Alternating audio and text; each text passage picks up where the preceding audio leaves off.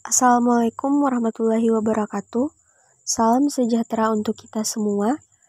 Perkenalkan, kami dari kelompok 1 akan membahas mengenai konsep dasar brute force, yang mana untuk memenuhi salah satu tugas mata kuliah grafika komputer. Adapun berikut penjelasannya. Nah, di sini kita akan membahas tentang brute force. Apa itu definisi brute force? Bagaimana karakteristik suatu algoritma bisa dikatakan termasuk dalam kategori brute force, serta bagaimana brute force bisa menyelesaikan suatu masalah. Untuk definisinya sendiri, brute force merupakan sebuah pendekatan yang lempang atau straightforward untuk menyelesaikan atau memecahkan suatu masalah yang biasanya didasarkan pada pernyataan masalah atau problem statement dan definisi konsep yang akan dilibatkan. Nah, algoritma brute force ini memecahkan masalah dengan sangat sederhana, langsung, dan dengan cara yang sangat jelas atau bisa dikatakan obvious way. Sebagai contoh, ada perhitungan untuk menghitung pangkat dari suatu bilangan. Kalau diperhatikan pangkat suatu bilangan, misalnya A dipangkatkan dengan N, di mana A harus lebih dari 0 dan N sendiri merupakan bilangan positif. Jadi N itu bukan bilangan negatif. Secara perhitungan matematika, A dipangkatkan dengan N merupakan perkalian dari beberapa A. Artinya, jika kita mempunyai A dipangkat dengan 4, berarti A-nya akan kita kalikan sebanyak 4 kali. Dengan kata lain, A dipangkat 4 itu sama dengan A kali A kali A kali A. Kemudian bagaimana dengan algoritmanya? Nah, algoritmanya sendiri itu seperti itu juga. Jadi kita akan mengalihkan satu persatu sejumlah banyak pangkatnya. Untuk kompleksitasnya sendiri adalah O atau big O-nya adalah N. Untuk kode semuanya bisa dilihat pada gambar. Bisa diperhatikan pada gambar. Kemudian untuk contoh berikutnya itu kita akan menghitung faktorial. Jadi kalau misalnya ada bilangan N faktorial, berarti kita akan mengalihkan bilangan dari N-nya tersebut dan menurut satu persatu sampai dengan pangkat 1. Adapun sebagai contoh, kalau kita punya 4 faktorial, maka kita akan mengalihkan 4 kali 3 kali 2 kali 1. Nah, itulah tadi yang dimaksud dengan 4 faktorial. Kemudian bagaimana dengan algoritmanya sendiri? Nah, algoritmanya sendiri itu seperti tadi. Jadi kita akan menghitung atau mengalihkan sejumlah bilangan N tersebut mulai dari N-nya menurun sampai angka ke 1. Sedangkan kompleksitasnya sendiri itu tergantung dengan jumlah N-nya. Semakin banyak jumlah N-nya, maka kasus terburuknya akan mengikuti dari N-nya tersebut. Untuk contoh dari kode semuanya dapat dilihat pada gambar berikut. Adapun contoh berikutnya adalah bagaimana kita bisa menghitung dari perkalian matriks. Misalnya kita punya 2 matriks A dan matriks B. Kemudian ingin kita kalikan. Bagaimana brute force bisa menyelesaikan perkalian tersebut? Seperti pada perhitungan matematika, untuk menghitung atau menentukan nilai matriks C yang merupakan perkalian dari matriks A dan matriks B, berarti kita akan mengalihkan dari elemen-elemen pada baris pertama matriks A dan kolom pertama pada matriks B. Begitupun demikian pada baris kedua dikalikan dengan kolom pertama pada matriks B. Begitu seterusnya sampai semua baris dan kolomnya sudah dikalikan. Adapun berikut contoh kode semuanya disajikan pada gambar berikut. Kita masuk dalam karakteristik dari brute force. Adapun karakteristik algoritma brute force itu, umumnya algoritma brute force ini tidak cerdas, artinya tidak pintar dan juga tidak efisien. Hal ini dikarenakan algoritma brute force itu biasanya membutuhkan jumlah langkah penyelesaian sangat besar dan panjang untuk dapat menyelesaikan suatu masalah. Seringkali algoritma ini disebut algoritma yang naif, dikarenakan algoritma ini hanya akan menyelesaikan permasalahan sesuai dengan apa yang diminta dari permasalahan tersebut. Sedangkan kata brute force ada pada algoritma ini menunjukkan atau mengindikasikan kekuatan, jadi dia tidak akan menggunakan otak atau kepintaran, melainkan akan menggunakan kekuatan yang mana kekuatan itu dapat menyelesaikan suatu masalah. Algoritma brute force juga sering digunakan sebagai basis perbandingan dengan algoritma lain. Artinya, ketika kita membuat suatu algoritma yang baru, itu dibandingkan dengan penyelesaian algoritma brute force. Jika algoritma yang kita buat itu sudah lebih baik atau lebih cepat dalam penyelesaian masalah, dapat dikatakan algoritma yang kita buat itu sudah lebih efisien dari algoritma brute force, karena algoritma ini merupakan algoritma yang paling lama dalam penyelesaian masalah. Meskipun algoritma ini bukan metode yang sangat cepat, tapi hampir seluruh permasalahan itu bisa diselesaikan dengan menggunakan algoritma brute force. Bahkan, kita akan kesulitan untuk menunjukkan masalah apa atau persoalan seperti apa yang tidak bisa diselesaikan menggunakan metode algoritma brute force. Jadi faktanya, justru malah ada beberapa permasalahan yang harus dipecahkan hanya dengan brute force.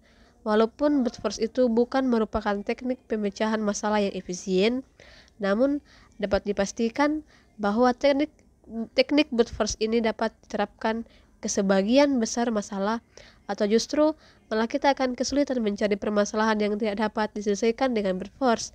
Seperti yang dikatakan tadi, ada beberapa masalah yang hanya dapat diselesaikan menggunakan brute force. Halnya saja untuk mencari jumlah elemen dari elemen bilangan, mencari elemen terbesar dalam tabel, dan sebagainya. Selain itu, algoritma brute force juga seringkali lebih mudah diimplementasikan dibandingkan dengan algoritma lain yang lebih canggih, dan itu dikarenakan oleh kesederhanaan dari brute force itu sendiri. Dan justru malah kadang-kadang algoritma brute force bisa jadi lebih efisien dibanding dengan algoritma yang lain untuk penyelesaian masalah tertentu. Algoritma ini seringkali merupakan pilihan yang kurang disukai karena ketidakefisiennya tadi. Jadi karena waktu penyelesaiannya yang lama, maka biasanya bukan menjadi pilihan untuk menyelesaikan suatu masalah, tetapi dengan mencari pola-pola yang mendasar, keteraturan, atau mungkin ada trik khusus, biasanya hal-hal tersebut dapat membantu kita menemukan algoritma yang justru lebih cerdas atau lebih mangkus. Artinya, algoritma ini kita bisa mencari permasalahan-permasalahan atau trik khusus yang bisa kita implementasikan untuk algoritma yang akan kita buat nanti, atau untuk penyelesaian yang lain. Untuk masalah persoalan yang lebih kecil ukurannya, artinya datanya lebih kecil, mungkin jumlah angkanya yang dibutuhkan sedikit. Kesederhanaan algoritma brute force itu biasanya lebih diperhitungkan daripada ketidakefisiennya tadi. Jadi karena sudah lebih sederhana, biasanya dia diimplementasikan untuk masalah-masalah dengan data yang kecil. Namun algoritma brute force juga sering digunakan sebagai pembanding dari algoritma lain yang mungkin lebih efisien. Contoh lain dari implementasi algoritma brute force itu kita ingin mencari suatu elemen terbesar atau mungkin elemen terkecil dari suatu deret bilangan. Misalkan diberikan sebuah himpunan yang beranggotakan n bilangan bulat. Bilangan-bilangan bulat tersebut dinyatakan sebagai A1, A2, sampai seterusnya sampai A ke N. Kemudian di sini carilah N elemen terbesar dalam himpunan tersebut. Nah, brute force bisa diimplementasikan pada persoalan ini, sedangkan untuk kompleksitasnya sendiri itu akan tergantung dari jumlah datanya. Maka kasus terburuknya atau kompleksitas dari O adalah O sama dengan N. Nah, untuk kode semuanya dapat kita lihat dari gambar berikut.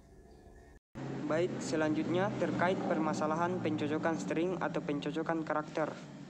Nah, dalam proses string, matching ada dua istilah yang digunakan, yaitu ada teks dan pattern. Teks adalah panjang dari string atau panjang dari karakter yang untuk tempat carinya. Sedangkan pattern adalah pola kata atau pola susunan huruf yang akan kita cari di dalam teks. Brute force dapat menyelesaikan permasalahan string matching atau pencocokan karakter, yakni pertama pattern akan dicocokkan pada awal teks, jadi posisi pattern yang dicari itu harus disejajarkan dengan posisi awal dari teks. Nah, kemudian langkah kedua, dengan perlahan satu persatu patternnya akan bergeser dari kiri ke kanan untuk membandingkan dari masing-masing string yang ada di dalam pattern ke dalam teks. Jika semua karakter sudah ditemukan, maka dia akan berhenti melakukan pencarian. Tapi jika tidak, maka dia akan bergeser satu karakter ke sebelah kanan. Dan jika tidak ditemukan sampai akhir, maka dia akan berhenti untuk melakukan pencarian dari data atau string matching yang dicari. Untuk contohnya, dapat kalian lihat di sini, di mana kita hanya pattern, note, dan teks. Nobody noticed him. Nah, kita mau mencari kata note di dalamnya, maka dia akan bergeser satu persatu string ke sebelah kanan hingga kata note tersebut ditemukan di dalam teks yang diberikan. Nah, untuk kompleksitasnya itu adalah 0 sama dengan n kali n. Sedangkan untuk kasus rata-ratanya itu bisa dikatakan sejumlah dengan n-nya. Contoh berikutnya bisa dilihat jika kita ingin mencari sekumpulan string atau karakter yang kemudian kita bisa membandingkannya dari awal sampai semua data yang dari pattern itu ditemukan dalam teks. Seperti yang telah dijelaskan sebelumnya, metode brute force ini dapat digunakan untuk memecahkan hampir sebagian besar masalah.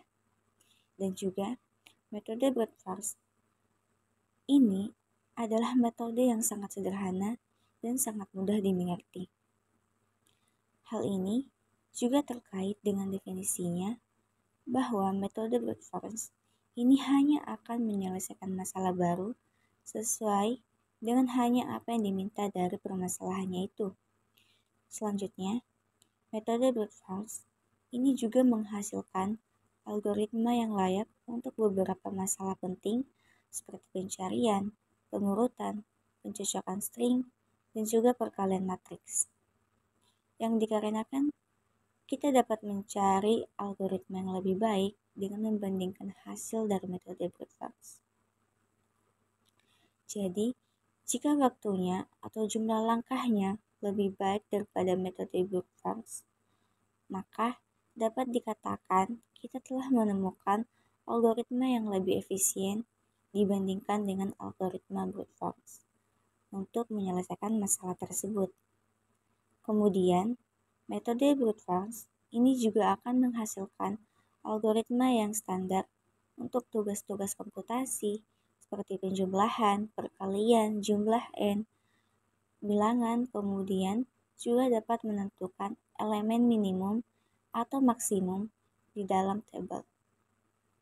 Kedua, kelemahan brute force. Untuk kelemahannya, seperti yang telah disampaikan sebelumnya, metode brute force pasti jarang menghasilkan algoritma yang efisien, karena yang langkahnya tadi sangat panjang dan juga penyelesaiannya sesuai dengan pernyataan dari masalah tersebut. Maka, brute force ini akan menghasilkan waktu penyelesaian masalah yang sangat lama.